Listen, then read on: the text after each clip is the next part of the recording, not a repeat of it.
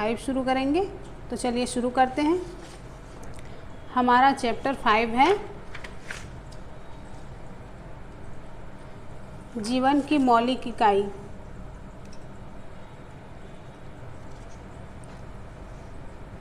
तो friends, Robert Hooke ने cork की जो पतली काट थी उसका अवलोकन किया है ना, और उसमें उन्होंने छोटे छोटे प्रकोष्ठ देखे।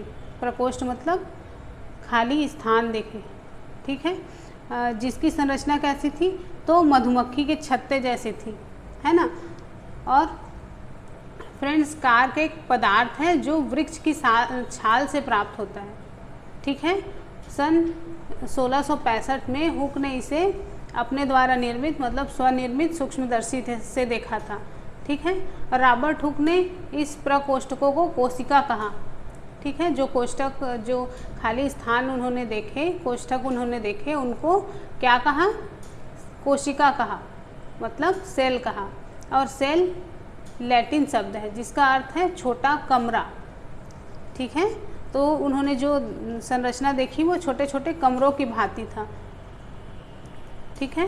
तो फ्रेंड्स, ये जो घटना थी, मतलब रॉबर्ट हुक के द्वारा ये जो देखी गई घटना थी, वो भले ही अर्थहीन लगती हो, लेकिन विज्ञान के इतिहास में एक बहुत ही महत्वपूर्ण घटना है ना। इस प्रकार सबसे पहले हुक ने देखा कि सजीवों में अलग अलग एकक होते हैं। एकक मतलब इकाई, ठीक है। और इन एककों का वर्णन करने के लिए उन्होंने जीव विज्ञान में कोशिका शब्द का उपयोग किया, जो कि आज तक किया जाता है उपयोग, है ना। हम अभी तक कोशिका को कोशिका ही बोलते हैं। तो फ्रेंड्स, चलिए आज हम इस चैप्टर में कोशिका के विषय में और अधिक जानकारी लेते हैं, ठीक है। तो हमारा पहला है 5.1 सजीव किससे बने होते हैं, ठीक है। तो फ्रेंड्स,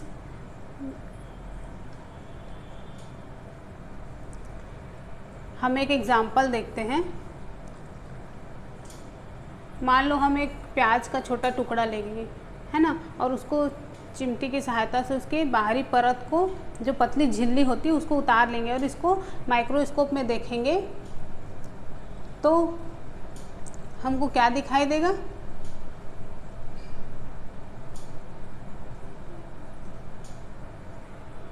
मतलब हम उसको ऐसे ही नहीं देखेंगे, माइक्रोस्कोप में उसकी स्लाइड बनाकर, अस्थायी स्लाइड बनाकर देखेंगे, ठीक है।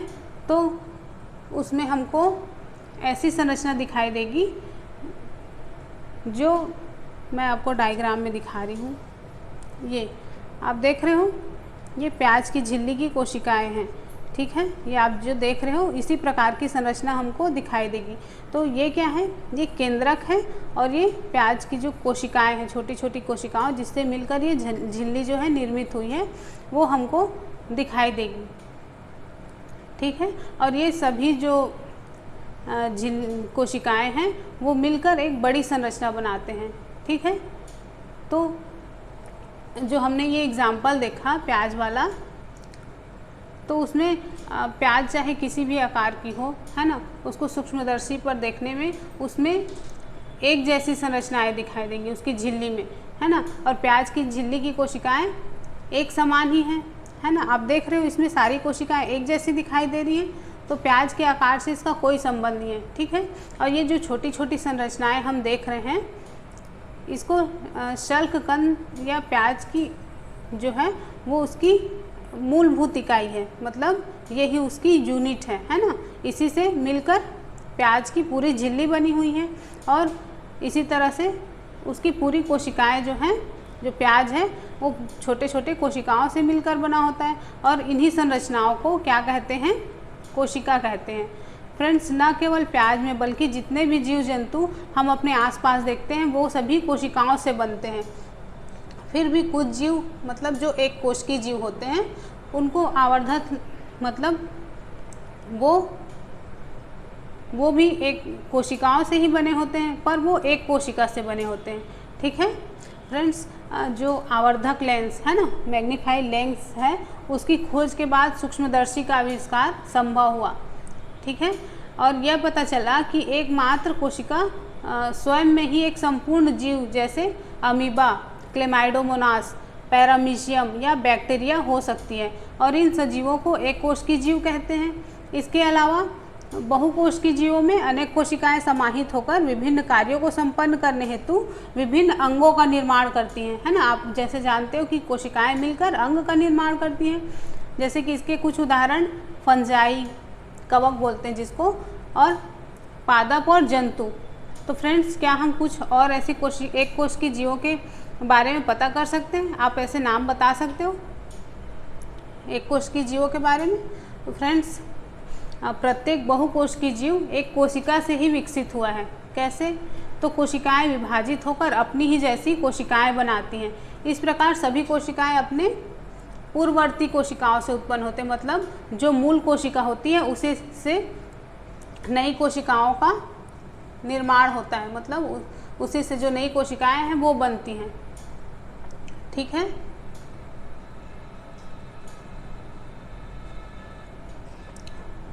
यहाँ पर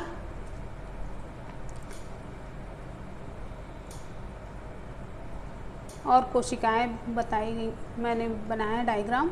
तो ये क्या है?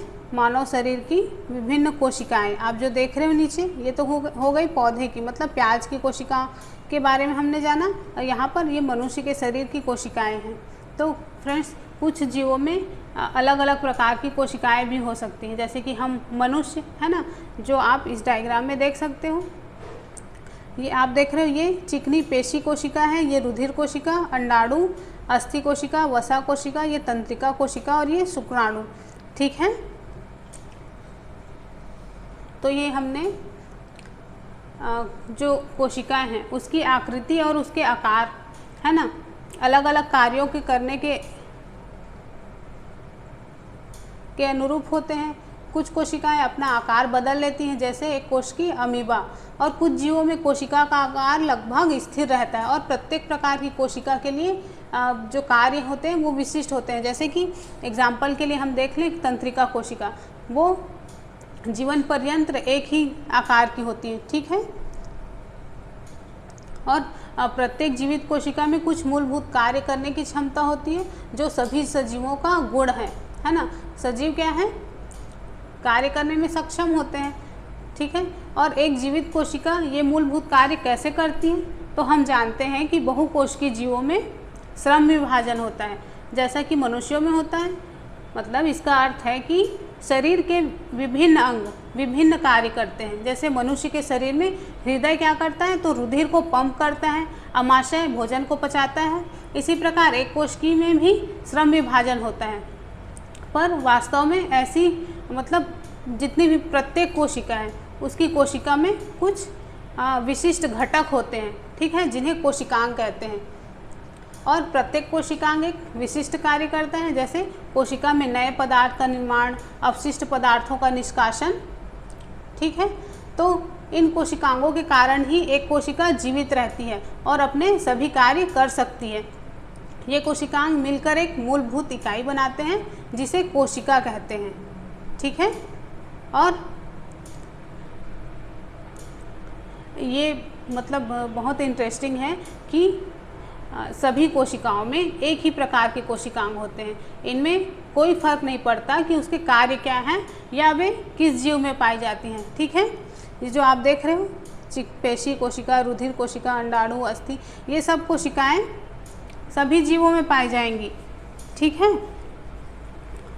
तो अब हम कुछ फैक्ट देखेंगे जो मैंने ऊपर छोड़ दिया था, और क्वेश्चन यहीं से बनते हैं।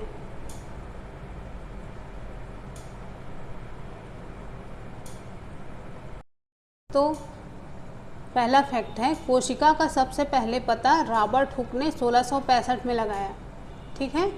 और उसने कोशिका को कार्क की पतली काट में अपने द्वारा जो सूक्ष्मदर्शी बनाई गई थी उसकी सहायता से देखा। उसके बाद लुवेनहाक ने 1674 में सबसे पहले जीवित कोशिकाओं का पता लगाया। ठीक है। तो कहाँ पर पता लगाया? तो उन्होंने अपने द्वारा मतलब उन्नत सूक्ष्मदर्शी का निर्माण किया। ठीक है।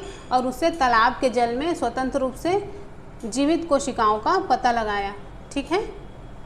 फिर नेक्स्ट है, रॉबर्ट ब्राउन ने 1831 में कोशिका में केंद्रक का पता लगाया। अब रॉबर्ट ब्राउन ने किसका पता लगाया? कोशिका के केंद्रक का पता लगाया।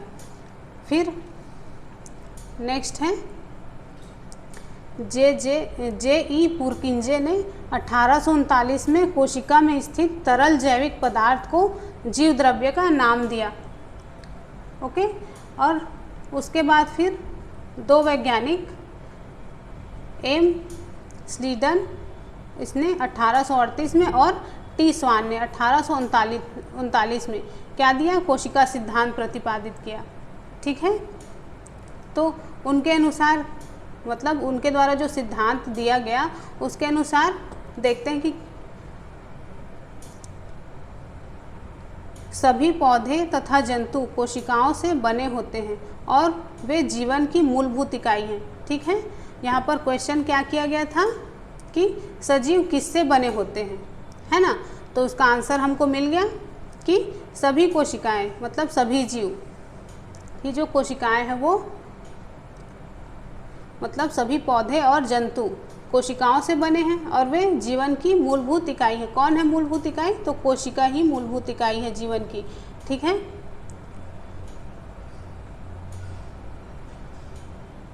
उसके बाद फिर विर्चो ने 1855 में क्या बताया? तो बताया कि सभी कोशिकाएं पूर्ववर्ती कोशिकाओं से बनते हैं, है ना? मतलब जो मातृ कोशिका होती है उसी से संतति कोशिकाओं का निर्माण होता है। ठीक है, अब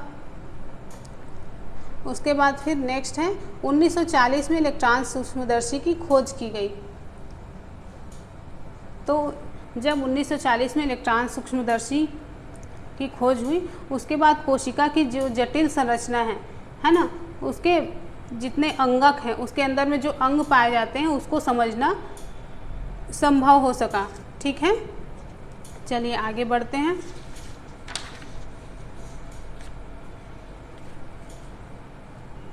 हमने जान लिया कि सजीव किससे बने होते हैं? कोशिकाओं से बने होते हैं। अब देखते हैं 5.2 कोशिका किससे बनी होती है।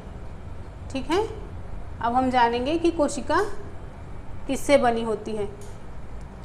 तो कोशिका का संरचनात्मक संगठन क्या है? फ्रेंड्स, हमने देखा कि कोशिका में विशिष्ट घटक होते हैं जिन्हें कोशिकांग कहते हैं। कोशिका कैसे संगठित होती है? यदि हम कोशिका का अध्ययन सूक्ष्मदर्शी से करें तो हमें लगभग प्रत्येक कोशिकाओं में 3 गुण दिखाई देंगे। क्या क्या दिखाई देंगे? कि प्रत्येक कोशिका में प्लाज्मा झिल्ली, केंद्रक और कोशिका द्रव्य उपस्थित होते हैं। ठीक है, और कोशिका के अंदर होने वाली जितने भी क्रियाकलाप हैं, है ना, उनकी तथा उसके बाह्य पर्यावरण से पारस्परिक क्रियाएं इन्हीं गुणों के कारण संभव हो सकती हैं। तो चलिए देखते हैं कैसे होती है।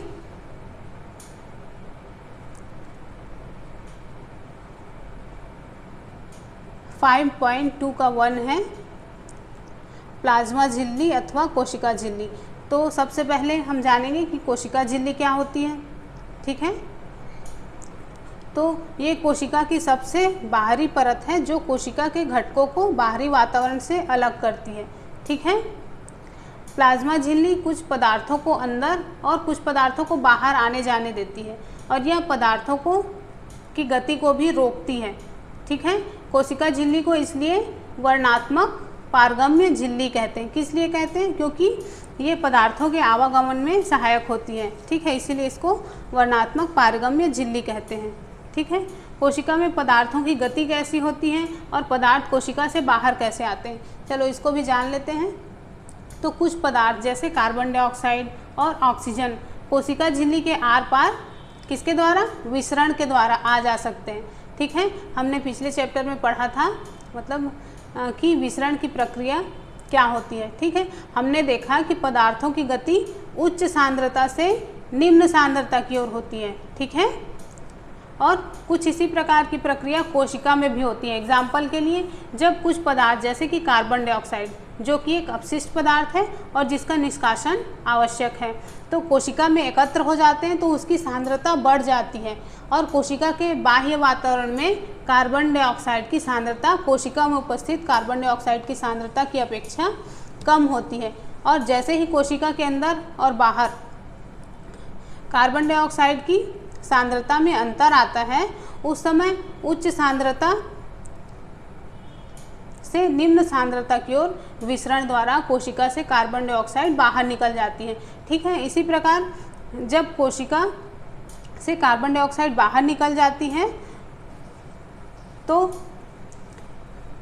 ऑक्सीजन की सांद्रता कम हो जाती है, तो ऑक्सीजन बाहर से कोशिका में विसरण द्वारा अंदर चली आती है। ठीक है, तो इसीलिए कोशिका तथा बाहरी वातावरण में गैसों का आदान प्रदान विसरण के द्वारा होता है और विसरण इसमें एक महत्वपूर्ण भूमिका निभाती है।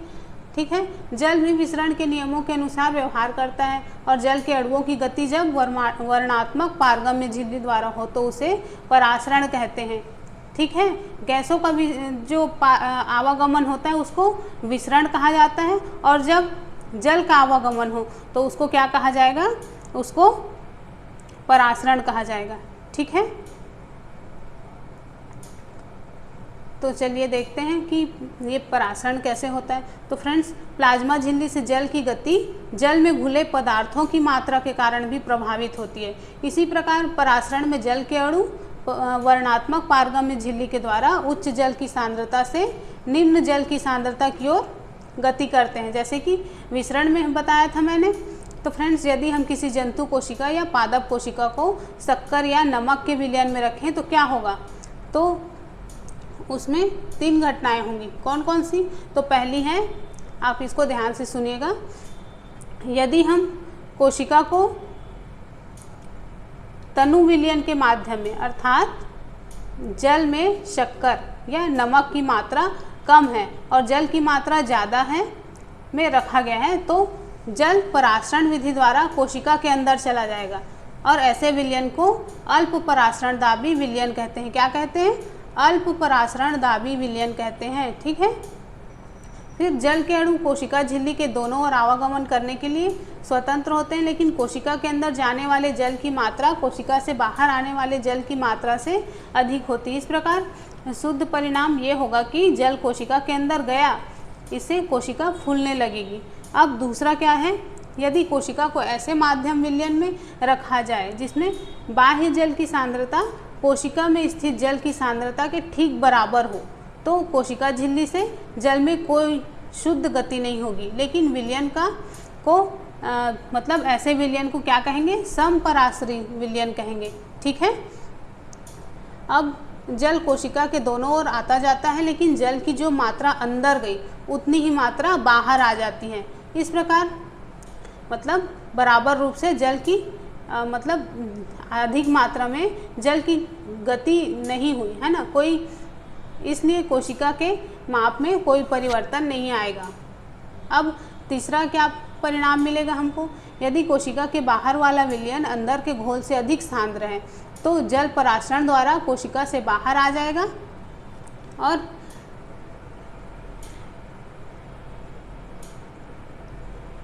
ऐसे विलयन को हम अति परासरण दाबी विलयन कहते हैं। ठीक है, तो फ्रेंड्स फिर से जल कोशिका झिल्ली के दोनों ओर आ जा सकता है, लेकिन इस स्थिति में कोशिका से अधिक जल बाहर आएगा और कम जल अंदर जाएगा, इसलिए कोशिका सिकुड़ जाएगी। और परासरण इस विसरण फ्रेंड्स परासरण इसी प्रकार विसरण की एक दूसरी विधि है जिसमें वर्णात्मक झिल्ली द्वारा क्या होता है? गति होती है।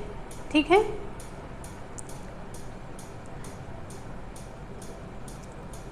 चलिए अब आगे देखते हैं।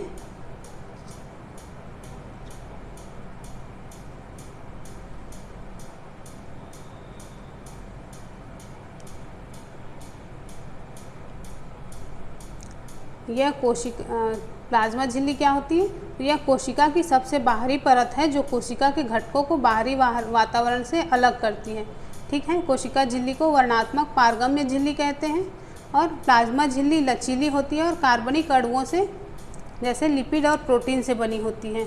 ठीक है, और कोशिका झिल्ली के द्वारा एक कोशिकीय जीवों में कोशिका के बाह्य वातावरण से अपना भोजन तथा अन्य पदार्थ ग्रहण करना एंडोसाइटोसिस कहलाता है। अमीबा अपना भोजन इसी प्रक्रिया द्वारा प्राप्त करता है, मतलब कोशिका झिल्ली के द्वारा ही अमीबा में एंडोसाइटोसिस की क्रिया होती है, मतलब जो उसका भोजन है अमीबा क्या करता है, पदार्थ के जो अमीबा अनियमित आकार का होता है, मान लो ये, तो यहाँ पर उसका भोजन होगा तो ये इसके चारों ओर इस तरह से आवरण बना लेगा। फिर ये जो झिल्ली है ना, अर्धपारगम्य झिल्ली जो होगी, इसी के माध्यम से भोजन क्या होगा, अमीबा के अंदर आ जाएगा। तो यही क्या कहलाता है, एंडोसाइटोसिस कहलाता है। ठीक है।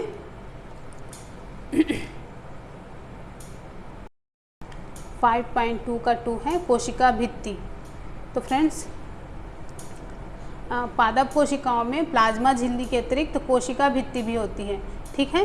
और यह पादपों में पाई जाती है, जो सेल्यूलोज की बनी होती है। सेल्यूलोज बहुत जटिल पदार्थ है और पौधों को संरचनात्मक दृढ़ता प्रदान करती है। ठीक है। मतलब सेल्यूलोज क्या है, एक जटिल पदार्थ है ना।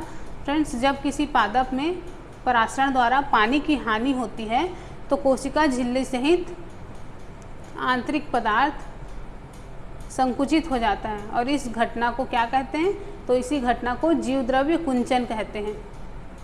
ठीक है। फ्रेंड्स, जीवद्रव्य कुंचन जीवित कोशिकाओं में होती है, मृत कोशिकाओं में नहीं। ठीक है। और कोशिका भित्ति पौधों, जैसे कि पौधों, कवक और बैक्टीरिया की कोशिकाओं में पाया जाता है। ठीक है। और ये उनकी जो कोशिकाएं हैं उसको कम तनु विलयन में बिना फटे बनाए रखती हैं। ठीक है। और ऐसे माध्यम से कोशिका परासरण विधि द्वारा पानी लेती हैं और कोशिका फूल जाती हैं और कोशिका भित्ति के ऊपर दबाव डालती है। कोशिका भित्ति भी फूली हुई कोशिका के प्रति समान रूप से दबाव डालती है। ठीक है। और कोशिका भित्ति के कारण पादप कोशिकाएं जो उनके परिवर्तनीय माध्यम, मतलब तनु माध्यम या सांद्र माध्यम है ना, तो उसमें जो जंतु कोशिका है उनको जीवित रहने के लिए, मतलब उस परिवर्तनीय माध्यम को में जीव को जीवित रहने के लिए उसमें अनुकूल बनाती है। ठीक है।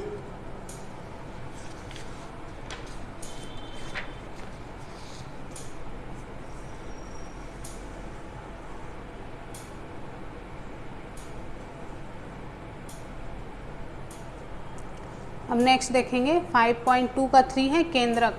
अब हम केंद्रक के बारे में जानेंगे। तो आपको याद होगा कि हमने प्याज की झिल्ली है ना, उसकी स्लाइड बनाई थी। हमने झिल्ली पर आयोडीन की मतलब बूंद डाली थी। मैंने बताया नहीं था आपको कि इसमें जो आयोडीन है वो उसको डालना है, तभी उसकी स्थायी स्लाइड बन पाएगी।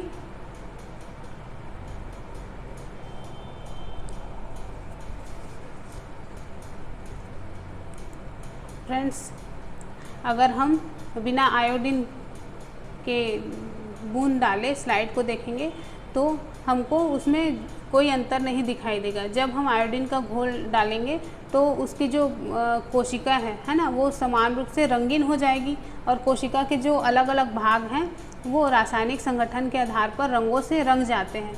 ठीक है। और कुछ क्षेत्र गहरे रंग के दिखाई देंगे और कुछ क्षेत्र कम मतलब हल्के रंग के दिखाई देंगे। ठीक है। कोशिका को रंगने के लिए हम आयोडीन विलयन के अतिरिक्त सेफ्रानिन या मैथिनिन ब्लू विलयन का भी उपयोग कर सकते हैं। ठीक है। तो हमने प्याज की कोशिका को देखा, तो इसी तरह से हम अपने शरीर से ली गई कोशिकाओं को भी देख सकते हैं।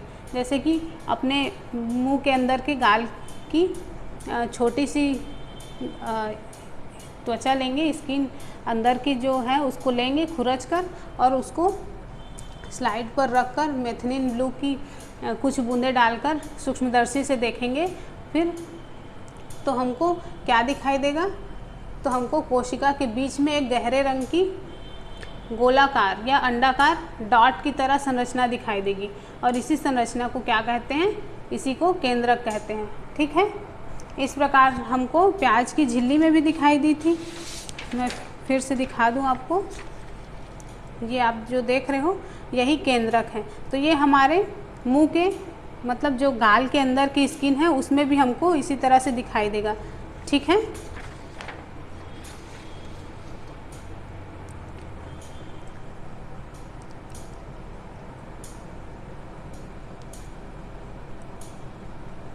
फ्रेंड्स, केंद्रक के चारों ओर दोहरे परत का एक स्तर होता है जिसे केंद्रक झिल्ली कहते हैं। ठीक है, और केंद्रक झिल्ली में छोटे छोटे छिद्र होते हैं। इन छिद्रों के द्वारा केंद्रक के अंदर का कोशिका द्रव्य केंद्रक के बाहर जा पाता है। ठीक है फ्रेंड्स, कोशिका द्रव्य के बारे में हम आगे पढ़ेंगे। और केंद्रक में ही क्रोमोसोम होते हैं जो कोशिका विभाजन के समय छड़ के आकार के दिखाई देते हैं। ठीक है, अब क्रोमोसोम में आनुवांशिक गुण होते हैं, जैसे कि आप सबको पता है, जो माता पिता से डीएनए अणु के रूप में अगली संतति में जाते हैं, मतलब डीऑक्सीराइबोन्यूक्लिक अम्ल, है ना। डीएनए को क्या बोला जाता है? डीऑक्सीराइबोन्यूक्लिक अम्ल। ठीक है, क्रोमोसोम डीएनए और प्रोटीन के बने होते हैं। डीएनए अणु में कोशिका के निर्माण और उसके संगठन के सभी आवश्यक जो सूचनाएं हैं वो होती हैं। ठीक है, डीएनए के क्रियात्मक खंड को जीन कहते हैं, मतलब डीएनए के अंदर ही जीन पाया जाता है। ठीक है, जो कोशिका विभाजित नहीं हो रही होती है उसमें ये डीएनए क्रोमेटिन पदार्थ के रूप में विद्यमान होते हैं, मतलब क्रोमेटिन के धागे की तरह, है ना, मतलब धागे की तरह रचनाओं के एक जाल के रूप में होते हैं। ठीक है, और जब कभी भी कोशिका विभाजित होने वाली होती है तब ये क्रोमोसोम में संगठित हो जाती है। ठीक है, कुछ जीवों में कोशिकीय जनन में केंद्रक महत्वपूर्ण भूमिका निभाते हैं और इस प्रक्रिया में अकेली कोशिका विभाजित होकर दो नई कोशिकाएं बनाती हैं और ये कोशिका के विकास व परिपक्वपन को निर्धारित करता है। ठीक है, और साथ ही सजीव कोशिका की रासायनिक क्रियाओं को भी निर्देशित करता है। ओके, बैक्टीरिया जैसे कुछ जीवों में कोशिका का केंद्रकीय क्षेत्र बहुत कम स्पष्ट होता है क्योंकि इनमें केंद्रक झिल्ली नहीं होती और ऐसे अस्पष्ट केंद्रक क्षेत्र में केवल क्रोमेटिन पदार्थ होता है और ऐसे क्षेत्र को क्या कहा जाता है? केंद्रकाय कहते हैं। आप यहाँ पर देख सकते हो। ठीक है, ऐसे जीव जिनकी कोशिकाओं में केंद्रक झिल्ली नहीं होती उन्हें प्रोकैरियोट तथा जिनमें होती है उन्हें यूकैरियोट कहते हैं। ठीक है, आप यहाँ पर देख रहे हो प्रोकैरियोटिक कोशिका, ये प्रोकैरियोट कोशिका की एक संरचना है। ठीक है, और प्रोकैरियोट कोशिकाओं में और भी कई अंगक नहीं होते। ठीक है, जो कि यूकैरियोट कोशिकाओं में होते हैं। ऐसे अंगकों के अनेक कार्य भी कोशिकाओं के द्रव्य में असंगठित भागों द्वारा ही किए जाते हैं, जैसे कि प्रकाश संश्लेषी बैक्टीरिया में क्लोरोफिल झिल्लीदार थैले की तरह संरचना में होती है ना, झिल्लीदार पुटिका बोलते हैं जिसको, इसके साथ होती है, जबकि यूकैरियोटिक कोशिका में क्लोरोफिल प्लास्टिड में होता है, जो कि हम आगे जानेंगे। ये आप देख रहे हो, ये एक यूकैरियोटिक कोशिका है, ये कोशिकाएं कहलाता है, ये राइबोसोम, ये प्लाज्मा झिल्ली जो आप ये पिंक कलर की देख रहे हो, और ये कोशिका भित्ति जो उसके अंदर बनी हुई है। ठीक है, तो फ्रेंड्स आज वीडियो यहीं पे ख़त्म करते हैं, अब मिलते हैं नेक्स्ट वीडियो में। ओके, इसका आगे का भाग हम नेक्स्ट वीडियो में कंप्लीट करेंगे। और वीडियो अगर पसंद आता है तो बिल्कुल लाइक किया कीजिए, शेयर और सब्सक्राइब भी किया कीजिए। Okay, bye bye.